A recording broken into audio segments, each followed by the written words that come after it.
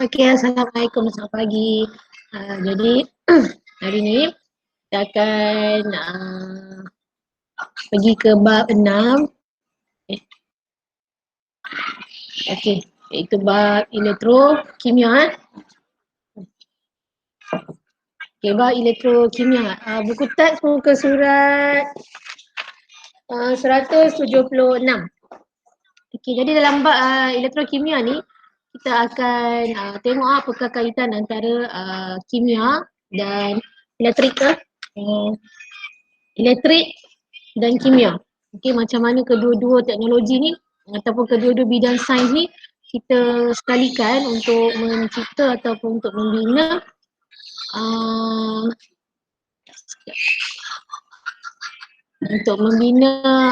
bateri. Itu contohlah, salah satu contoh elektrokimia yang paling glamour lah. Macam mana kita mencipta power bank, power bank kita boleh guna secara portable, maksudnya kita boleh bawa. Kalau dulu-dulu kan, Along, slow sikit Along. Kalau dulu kan kita nak charge benda kan, kita terpaksa gunakan Swiss. Kita terpaksa gunakan, kita kena berada dalam, pendek kata kita kena berada dalam bangunan lah. Tapi sekarang dengan teknologi teknologi orang buat kajian tentang elektrokimia ni, orang buat test semua dan orang menghasilkan, kita dapat hasilkan power bank.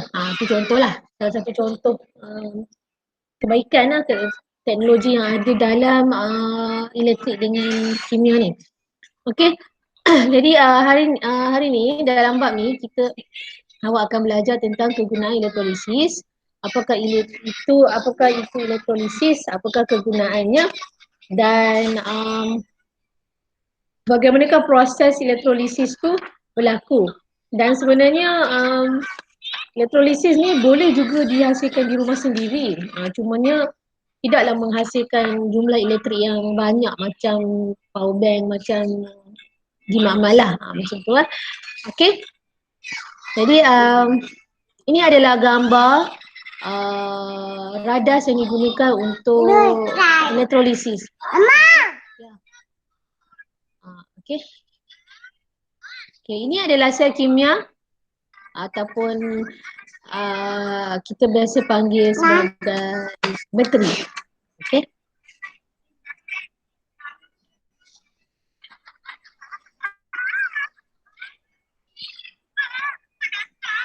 Okey.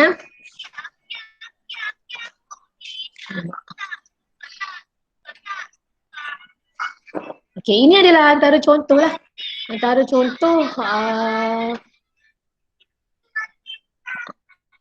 ini adalah antara contoh kejayaan dalam bidang automobil elektrik. Okey. Ini kita cas bateri tau. Ini bukan isi pam angin ke isi angin tayar ke, bukan Ini kita mengecas bateri kereta untuk kereta-kereta jenis hybrid. Kereta yang tidak hanya bergantung kepada petrol tapi dia juga boleh bergerak atas cas elektrik. Okey. Jadi sesuatu bateri tu ataupun sesuatu bahan tu kita katakan sebagai satu ciptaan yang hebat bila dia boleh menghasilkan dan boleh simpan tenaga elektrik yang banyak. Kemudian dia boleh mengecas bateri sekejap dan bateri tu tahan lama. Okey, kemudian ringan. Okey, dan yang paling penting sekali adalah selamat digunakan lah. Maksudnya kan kadang-kadang kita ada dengar juga kan dalam berita telefon meletup lah, vape meletup, apa lagi yang biasa dengar, power bank meletup sebab dicas. Maksudnya punca letupan tu berlaku daripada bateri yang kita cas terlalu lama. Jadi untuk bateri jenis ni kita tak panggil sebagai bateri yang unggul lah. Maksudnya sebab dia tak tahan suhu, dia cas pun lama. Dan kalau cas lama pun boleh tahan elektrik sikit. So kita tak panggil dia sebagai yang unggul lah. Tapi kalau yang untuk kereta, untuk yang digunakan untuk kereta elektrik, selalunya kita gunakan ion lithium. Jadi lithium ni kalau dalam jadual berkala dia adalah satu logam kumpulan atas lah pula aktif. Jadi dia ni memang tahan, mahal tapi tahan lah. Okey. Jadi untuk bateri kereta kena guna ion lithium sebab ion lithium ni memenuhi ciri-ciri ni. Boleh hasil dan simpan tenaga yang banyak, kadar mengecas bateri tinggi, tahan lama, ringan dan selamat digunakan. Maksudnya tak adalah tiba-tiba kita dengar ada kereta meletup di tengah-tengah jalan. Macam itulah. Okay, ini adalah antara perkataan-perkataan yang akan kita jumpa dalam bab ni. Elektrokimia, elektrolitik, sel kimia, elektrolisis, anode, katod, anion, cation, elektrod, elektrolit, bukan elektrolit. Inilah contohnya. Okey. Okey, ini adalah gambar kentang. Okey. Yang kita cuba untuk dapatkan elektrik daripada dia. Okey. Dan kalau di rumah selain ni buah yang biasa digunakan adalah buah limau lah. Limau, oren, buah yang berasid lah. Buah yang berasid. Selalunya begitulah. Okey. Okey, jadi apakah itu sel elektrolit? Sel elektrolitik. Okay. Elektrokimia adalah satu kajian dalam bidang kimia tentang hubungan kait antara fenomena elektrik dengan kimia. Okay, seperti yang berlaku dalam dua jenis sel elektrokimia yang berikut. Okay. Ada dua jenis sel elektrokimia. Pertama, sel elektrolitik. Kedua, sel kimia. Okay. Ada dua jenis sel elektrokimia. Pertama, elektrolitik. Kedua adalah sel kimia. Okay, dalam subtopik ni kita akan fokus kepada elektrolitik. Okey. Jadi apakah elektrolitik? Dalam sel elektrolitik, arus elektrik mengalir melalui satu elektrolit untuk menghasilkan tindak balas kimia. Tenaga elektrik ini ditukar menjadi tenaga kimia melalui proses elektrolisis. Abang ambil adik orang bising dia punya ni. Okey. Elektrolitik, dalam sel elektrolitik ada arus elektrik yang mengalir melalui satu elektrolit. Okey, satu elektrolit dan ini akan menghasilkan tindak balas kimia. Apa yang berlaku seterusnya adalah tenaga elektrik yang terhasil ni akan menjadi tenaga kimia dalam satu proses yang kita panggil sebagai elektrolisis. Okey, sekejap lagi kita tengok gambar. Kalau sel kimia pula iaitu sel Voltan atau sel galvani, okey, dalam sel kimia perubahan kimia yang berlaku dalam sel menghasilkan arus elektrik. Tenaga kimia ditukar menjadi tenaga elektrik dalam sel tersebut. Pendek kata, sel kimia ni adalah power bank, bateri, bateri kereta, semua tu lah. Bateri kereta. Sekejap, bateri kereta sekejap lagi kita tengok. Sel elektrolitik atau sel kimia. Tapi bateri biasa tu adalah termasuk kategori sel Voltan atau sel galvani. Okay, termasuklah bateri jam, bateri handphone, itu semua adalah sel kimia. Dia adalah memang dalam tu telah pun berlaku perubahan kimia dan perubahan ini yang menghasilkan arus elektrik. Kalau bateri tu dah habis, tidak berlaku perubahan kimia, maka tidak menghasilkan arus elektrik. Jadi tak boleh on handphone. Handphone ada bateri, cas. Bila dah penuh 100%, tutup cas. Boleh guna handphone. Kenapa? Sebab ada perubahan kimia yang berlaku dalam tu. Kenapa perubahan kimia ni berlaku? Untuk menghasilkan arus elektrik. Maka awak pun boleh guna handphone. Boleh online. Boleh balik WhatsApp, everything you want to do with your handphone lah. Kemudian, bila bateri dah habis, okay, tenaga kimia, perubahan kimia tu dah tak berlaku, maka tiada lagi cas pada maka tiada lagi bateri pada handphone, jadi handphone pun terpadam. So awak kena cas balik. Itu adalah sel kimia. Dia simpan voltan tu. Okey. Tapi dalam elektrolitik tidak. Elektrolitik tidak. Kenapa? Sebab tenaga elektrik ni yang ditukar menjadi tenaga kimia. Okey, dalam proses elektrolisis. Okey, ini adalah satu elektrolisis. Okey. Ini sebenarnya telah pun dipelajari semasa di tingkatan 2 untuk menentukan komposisi unsur dalam molekul air. Okay, ini adalah satu elektrolisis. Kita ada dua elektrod. Okay, elektrod karbon. Kenapa kita guna karbon? Sebab karbon lah antara logam paling stabil lah. Okay. Dan kita letak di dalam air suling dan asid hidroklorik cair. Okay, kenapa asid hidroklorik cair? Sebab asid ni ada cas. Kemudian kita letakkan juga tabung uji. Kemudian kita sambungkan pada bateri. Bateri ni tak kisahlah pada bateri biasa boleh, pada sumber elektrik. Kalau awak masih ingat lah masa tingkatan 2, cikgu tak pasti sekolah Inanam ada ke tidak. Kita ada satu bateri, portable bateri yang besar. Yang tu. Boleh juga. Jadi bila suis ni disambungkan, arus elektrik akan dialihkan dan akan menyebabkan kedua jenis elektrik katod ni akan memisahkan komponen hidrogen dengan oksigen dalam air ni lah. Dan akhirnya akan terkumpul gas oksigen dengan hidrogen dalam tabung uji ni. Okay. Ini adalah proses elektrolisis di dalam sel elektrolitik. Okay. Lisis ni maksudnya proses. Proses. Okay, elektrolisis ialah proses penguraian sesuatu sebatian dalam keadaan leburan atau aqueous. Aqueous ni maksudnya dia ni larut dalam air lah. Kepada unsur juzuknya apabila arus elektrik mengalir melaluinya. Jadi apakah sebatian diuraikan dalam unsur juzuk yang disebut oleh proses elektrolisis? Okay, kita tengok.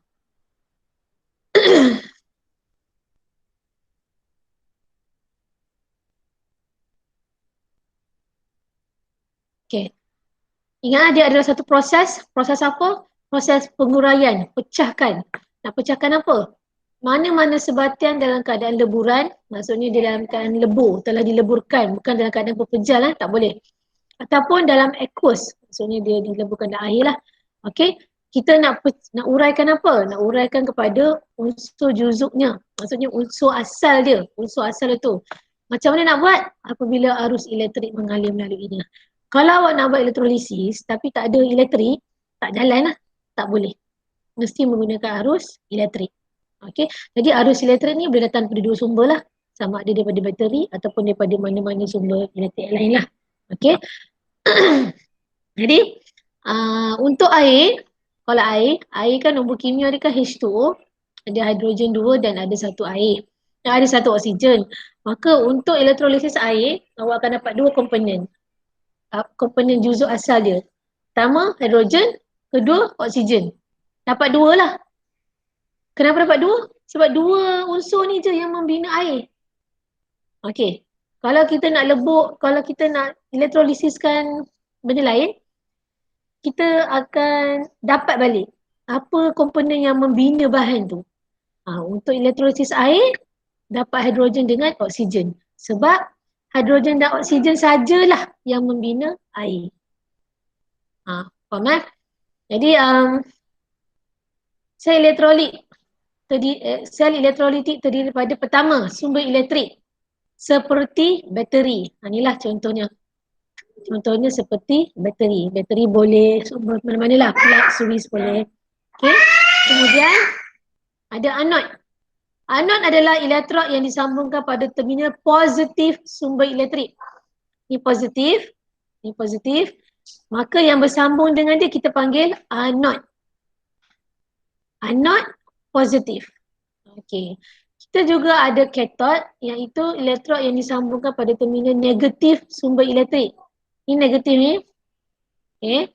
Sambung. Siapa yang sambung dengan dia? Nama dia katod. Asalnya elektrod dua ni sama je. Kita simpan dalam bekas yang sama. Tapi bila elektrod disambung dengan terminal positif, automatik kita bagi nama dia anod. Mana-mana elektrod yang sambung dengan terminal negatif, automatik nama dia adalah katod. Dah habis eksperimen ni, awak ambil dua-dua elektrod ni simpan dalam bekas. Masa tu tak adalah siapa anod, siapa katod, tak ada dah. Sebab tidak disambungkan dengan mana-mana sumber elektrik. Tapi bila disambung saja dengan positif, automatik nama dia jadi anod. Disambung je dengan terminal negatif, automatik nama dia katod. Ya. Cikgu dulu nak hafal katot anod ni senang je. Katot ni rendah, pendek. Okey, selalunya negatif lah. So orang yang katot, orang yang pendek, negatif. Cara cikgu hafal macam tu. So kalau dah katot ni negatif, anod akan jadi positif. Okay. Kemudian dalam satu sel elektrolitik juga kita ada elektrolit. Jadi elektrolit ni ada ion bercas positif yang kita panggil sebagai cation dan juga ada ion bercas negatif kita panggil anion. Ya, cation, anion. Cation akan pergi kepada katot, anion akan pergi kepada anod. Okay, kenapa?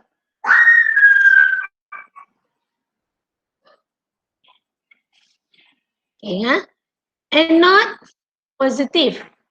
Okay, anod positif. Dia jadi positif sebab dia kita lekatkan pada terminal positif. Maka nama dia anod. Maka dia bercas positif. Positif sentiasa tertarik kepada negatif. Positif sentiasa tertarik kepada negatif. Tak boleh positif gabung dengan positif. Tak boleh. Tidak memenuhi hukum alam, tidak memenuhi fitrah alam. Tak boleh. Positif tertarik kepada negatif. Maka yang negatif ni nama dia adalah anion. Jadi anion akan ikut anod. Katot negatif akan tertarik kepada positif. Positif nama dia cation. Jadi cation akan tertarik kepada katot. Ya, anion kepada anod, cation kepada katot. Anion, anod, cation, katot. Anion negatif maka tertarik kepada anod yang berpositif. Cation positif akan tertarik kepada katot yang negatif. Okey. Jadi cation dan anion ni sebenarnya berada di dalam elektrolit. So elektrolit ada dua, ada cation, ada anion. Anion pergi dekat anod, cation akan pergi kepada katot. Ingat tu dua-dua Okay. So ini adalah satu sel elektrolitik yang lengkap lah. Okay. Ada sumber elektrik iaitu bateri. Dalam cerita ni lah bateri. Ada anod, ada katot dan ada elektrolit. Dan elektrolit dia ada cation, ada anion. So dapatlah satu sel elektrolitik yang lengkap. Yang sempurna, yang boleh melakukan elektrolisis. Okay. Jadi sumber elektrik dalam sel elektrolisis berfungsi untuk menghasilkan arus elektrik bagi menjalankan elektrolisis. Maksudnya, elektrolisis hanya akan berlaku bila ada arus elektrik sahaja. Arus elektrik itu akan disampaikan, akan dibawa oleh anod dan katot dan ianya akan mengalir di dalam elektrolit. Okey. Jadi, bila ada arus elektrik yang melalui elektrolit, barulah boleh lakukan elektrolisis. Barulah kita boleh pisahkan juzuk asal ataupun bahan asal yang membina bahan yang kita nak kaji tu, bahan yang kita nak test tu. Okey. Elektrod. Elektrod ialah konduktor elektrik yang disambungkan pada bateri. Dua tadi anod dan katot. Dan ini membolehkan arus elektrik masuk atau keluar elektrolit semasa proses elektrolisis. Jadi semasa proses elektrolisis, elektrod ni yang akan membenarkan arus elektrik dia keluar atau masuk daripada elektrolit. Abang, mana?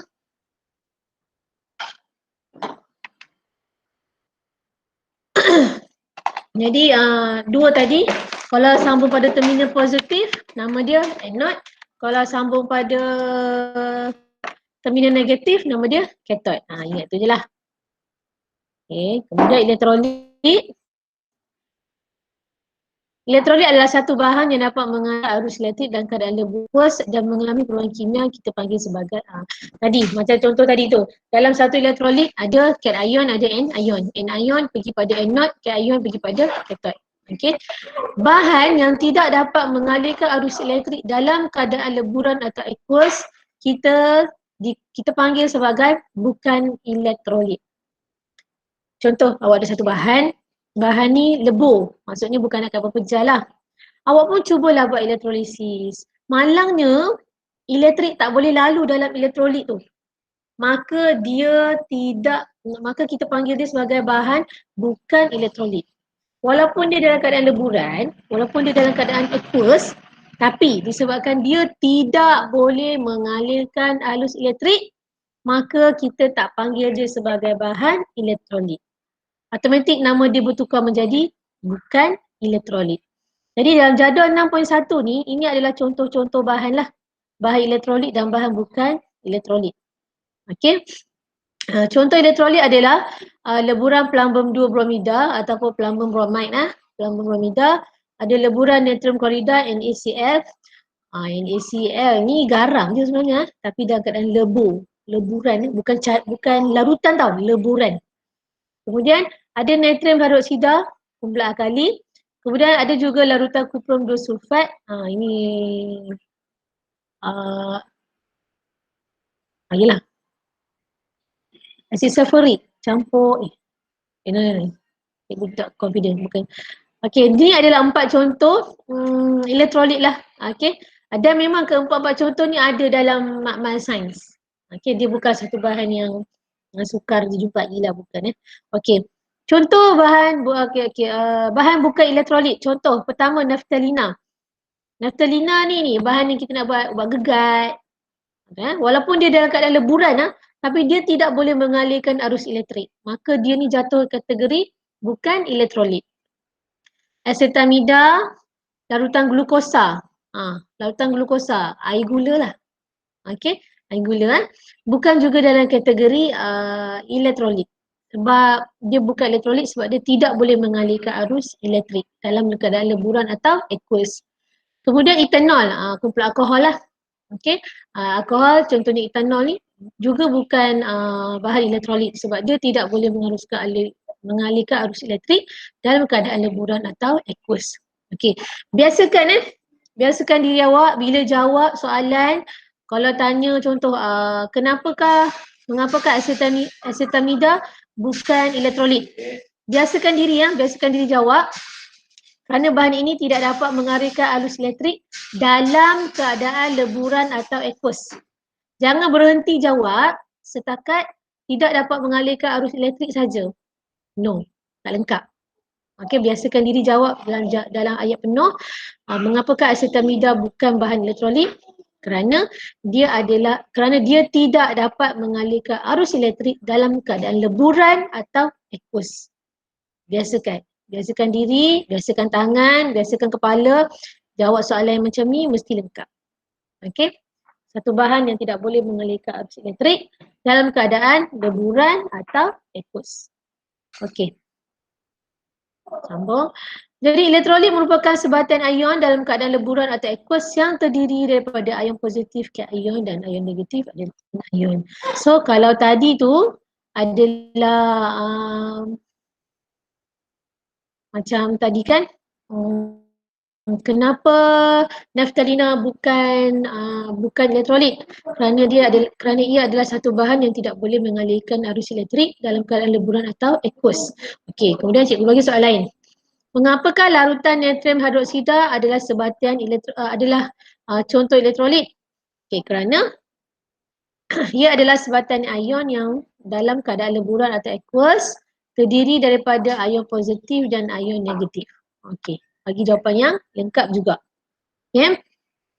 Jadi plumbum bromida, natrium klorida, natrium hidroksida dan kuprum sulfat ni, diorang ni adalah kumpulan elektrolit. Kenapa? Sebab bila dalam keadaan leburan atau aqueous ni, keempat-empat bahan ni terdiri daripada ada ion positif cation dan ada ion negatif anion. Okey, contoh dia bagi natrium klorida. Garam natrium klorida adalah elektrolit. Okey, kenapa? Sebab dia adalah sebatan ion yang terdiri daripada ion natrium. Okey, nampak ni ada tanda tambah ni, maksudnya adalah positif, maka dia adalah cation.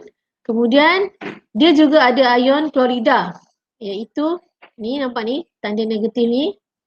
Okey, bercas negatif maka dia adalah anion. Okay, jadi secara kimianya NaCl, natrium klorida ni bila dielektrolisis, bila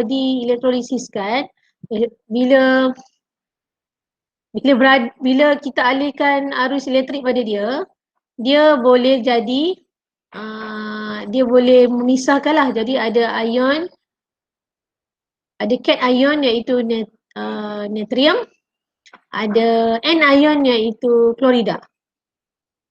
Bercas positif, bercas negatif.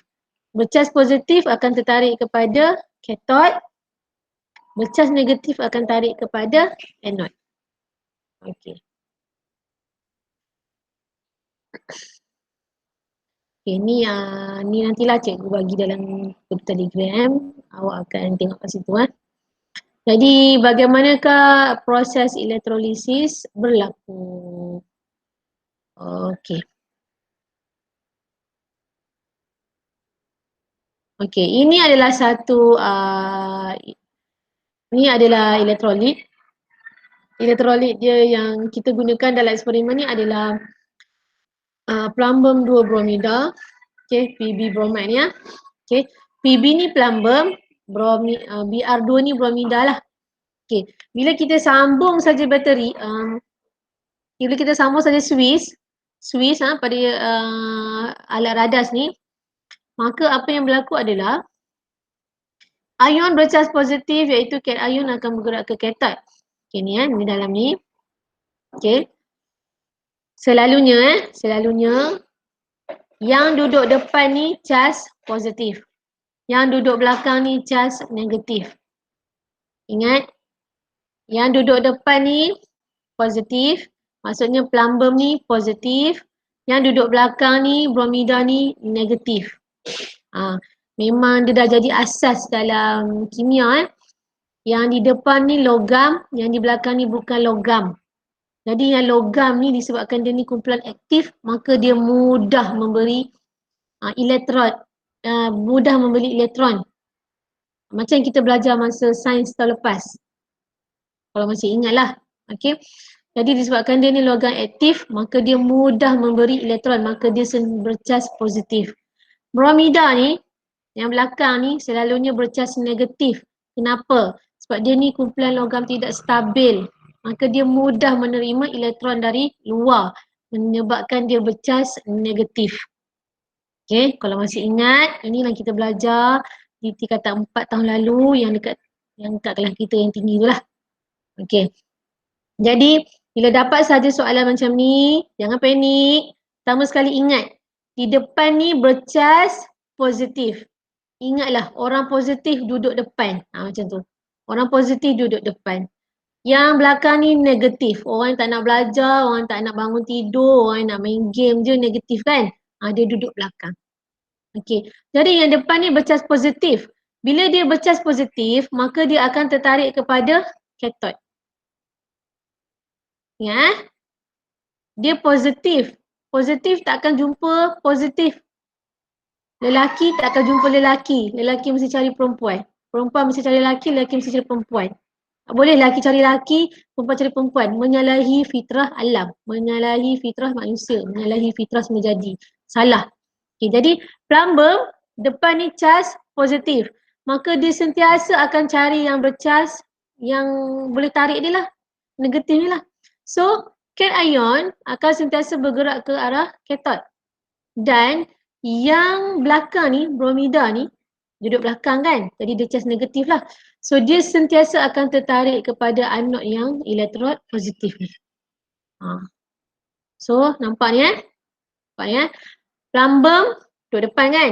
Positif, tertarik kepada katod. Kenapa tarik kepada katod? Sebab katod cas negatif. Negatif akan tarik yang positif lah. Okey. Kemudian yang bromida belakang ni, duduk belakang kan? Negatif. Maka disebabkan dia negatif, maka dia akan tertarik kepada anod. Kenapa nak tertarik kepada anod?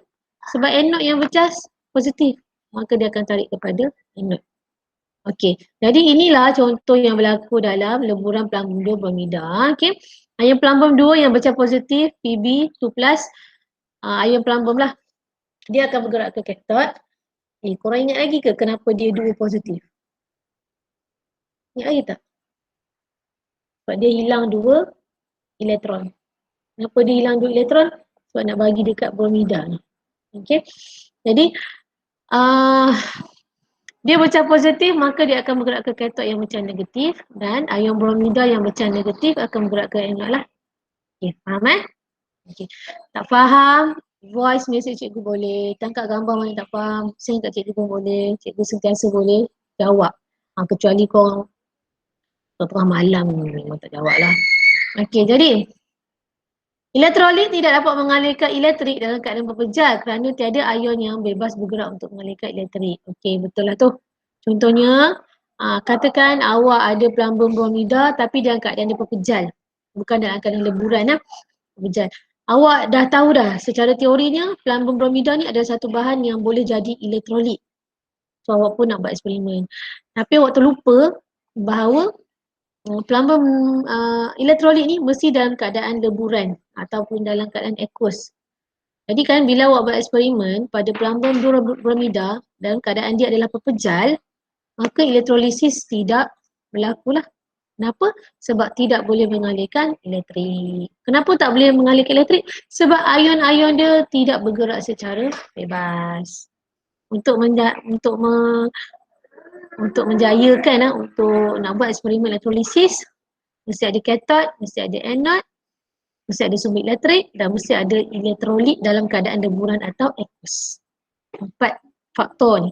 Okey, empat faktor ni. Okey.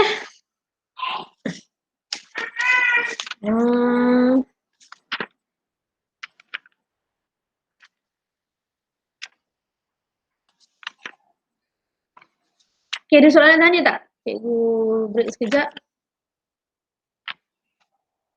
Cikgu